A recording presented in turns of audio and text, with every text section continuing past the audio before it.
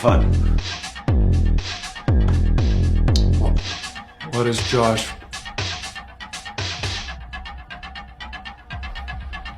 What is Parker Crane holding behind his back? In Insidious Chapter 1, we see the Lambert family, Josh, Renee, and their three children. They move into a new house. After moving into the new house, strange occurrences begin to happen. Objects move on their own, strange whispers, strange voices. Their son, Dalton, falls into an inexplicable coma. So they call a doctor. The doctor finds no medical reason whatsoever for Dalton. As the supernatural activity intensifies, Renee starts seeing ghostly figures and the family decides to move. However, the hauntings persist in their new house. Lorraine, Josh's mother, brings in a psychic named Elise Rayner, who reveals that Dalton isn't in a coma. His spirit has left his body and is trapped in a dark dimension called the Further, inhabited by malevolent entities. A red-faced demon is trying to take over Dalton's physical form. Elise explains that Josh also has the ability to astral project, which he unknowingly did as a child. He had been haunted by a spirit known as the Bride in Black, who wanted to possess him. His mother suppressed his memories, but now Josh must enter the Further to rescue Dalton. Josh ventures into the Further and finds Dalton chained in the demon's lair. He frees his son, and they rush back to their bodies, pursued by the demon and other spirits. Dalton successfully wakes up, and the family believes they have escaped the nightmare. The film ends with Renee hearing Josh whisper, "I'm right here," before she turns and screams in horror. Insidious Chapter 2 picks up immediately after the first one. Josh, the father, is now possessed completely by the Bride in Black. The Bride in Black is a demonic entity that had been stalking him since childhood. Ellis, the paranormal investigator from the first part, is now dead, and the family, Renee and her children, must now deal with the consequences on their own. They must find or must they figure a way out for Josh. The paranormal activity continues in their new home, with strange sounds and visions terrifying Renee and her children. Meanwhile, Josh's behavior becomes increasingly disturbing. He is distant, aggressive, and his physical appearance starts deteriorating. Renee suspects something is wrong, but Josh insists that everything is fine. Lorraine Lambert, along with Elise's former colleagues, Specs and Tucker, try to uncover the truth.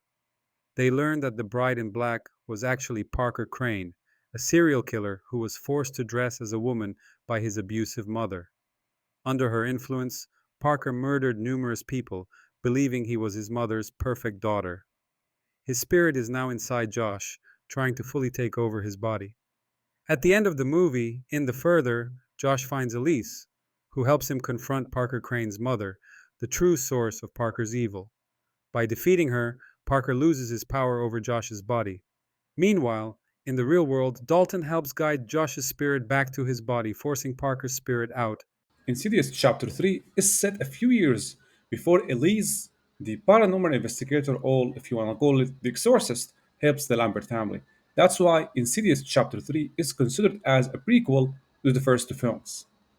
In Insidious Chapter 3, we've got Quinn, a teenage girl who tries to make contact with her deceased mother. She does that through what's called as a seance. A seance is a meeting where people meet and try to contact or make contact with the dead through what's called as a medium. Therefore, Quinn tries to get or to enlist the help of Elise, the paranormal investigator. However, Elise refuses, stating that there are huge dangers if she tries to contact the dead or her deceased mother. However, Quinn unknowingly attracts a dark spirit, known as the Man Who Can't Breathe, a malevolent entity that latches onto her. After a near fatal accident, Quinn is left with two broken legs, making her vulnerable to supernatural attacks in her apartment. The spirit begins tormenting her, appearing in the shadows, pulling her into the Further, and trying to claim her soul. As the attacks worsen, Quinn's father, Sean, becomes desperate and contacts paranormal investigators Specs and Tucker. Realizing that the spirit is growing stronger, Elise decides to confront her fears and help Quinn. Elise enters the further and discovers that the man who can't breathe is a former human who feeds off pain and suffering, keeping souls trapped. At the end of the movie, Elise enters the further to confront the man who can't breathe, a tormented spirit that feeds on Quinn's life force. She battles her own personal demons, including the bride in black who threatens her life. Overcoming her fears, Elise finds Quinn's mother, Lily, who helps guide her daughter back to safety. Quinn regains control of her body, and Elise forces the evil entity away, freeing her from its grasp. With the spirit defeated, Elise encourages Quinn to move forward in life, reassuring her that her mother is still watching over her. Insidious Chapter 4, or known as The Last Key, is the fourth installment in the Insidious franchise. The Last Key is also considered as a prequel to the first part, which was filmed in 2010, Insidious Chapter 1. The Last Key focuses on, again, Alice's past, the paranormal investigator from the previous parts, and her encounter with a new supernatural entity. The film opens with a flashback to Elise's childhood in Five Keys, New Mexico, where she lived in a house near a prison. Her father, Gerald, was an abusive man who punished Elise for her psychic abilities. One night, young Elise unwittingly opens a spiritual door and releases a demonic entity known as Keyface, which later kills her mother, Audrey. Years later, in 2010, Elise is contacted by a man named Ted Garza, who now lives in her old childhood home. He claims the house is haunted, and Elise, along with Specs and Tucker, returns to confront her past. Upon investigating, Elise discovers hidden tunnels beneath the house, revealing that her father had kidnapped and imprisoned women there. She also realizes that Ted Garza is continuing her father's crimes, as she finds a captive girl in the basement. Ted attacks them, but Specs kills him in self-defense. However, the real threat is Keyface, the demon Elise originally released as a child. The entity feeds on fear and uses its key-shaped fingers to silence its victims by locking their voices away. At the end of the movie, Keyface drags Elise's spirit into the further, intending to keep her there forever. In a desperate struggle, Elise confronts her abusive father's spirit, realizing that Keyface had been influencing him all along. Just as Elise is about to lose, she is saved by the spirit of her mother, Audrey, who helps her fight back. Elise escapes the further and defeats Keyface, ensuring that his influence is destroyed. She then reconciles with her estranged brother, Christian, and meets his daughters, Imogen and Melissa, discovering that Imogen has inherited her psychic abilities. In the fifth installment of Insidious franchise, we've got Insidious The Red Door. The Red Door is a direct sequel to Insidious Chapter 2 that was filmed, if you remember, in 2013. In Insidious The Red Door, we get back to the Lambert family. We revisit what happened to them in the past, their encounters with the supernatural entities, and the lingering effect of their encounter with the other realm known as the Further. 9 years after the events of the second film, Josh Lambert is struggling with memory issues and a strained relationship with his son, Dalton.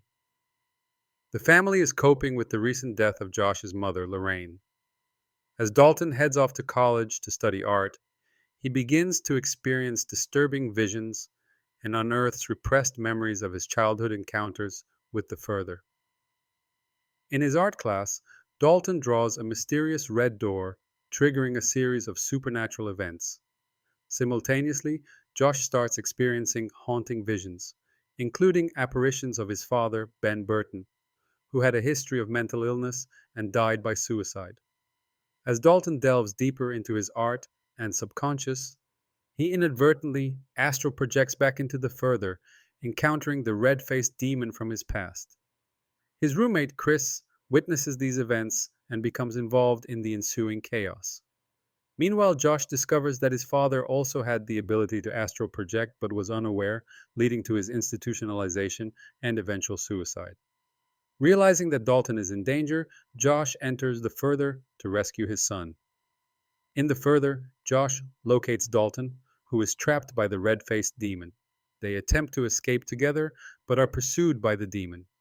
To seal the gateway between the Further and the real world, Dalton paints over his artwork of the Red Door with black paint, effectively closing the portal. Josh encounters the spirit of his father, who guides him back to the living world, leading to a moment of reconciliation and understanding about his family's history. Back in the real world, Josh and Dalton reconcile, acknowledging their shared experiences and the importance of their bond. The film concludes with a sense of closure for the Lambert family, suggesting that they have finally put their demons to rest. However, a post-credits scene shows the light above the sealed red door flickering, implying that the connection to the further may not be entirely severed. Despite the mixed reviews on the last franchise of Insidious, The Red Door, the film performed very well globally, grossing over $189 million worldwide, against only a $16 million budget, making it the highest grossing entry in the franchise. Of course, I'm talking about the box office performance. The positive aspects about the last franchise were the performance of the actors and the emotional depth. However, on the negative side, the scares or the jump scares were actually predictable if you have watched the movie. At the same time, there were some pacing issues in the movie, like the narrative drags in some sections, affecting the overall engagement.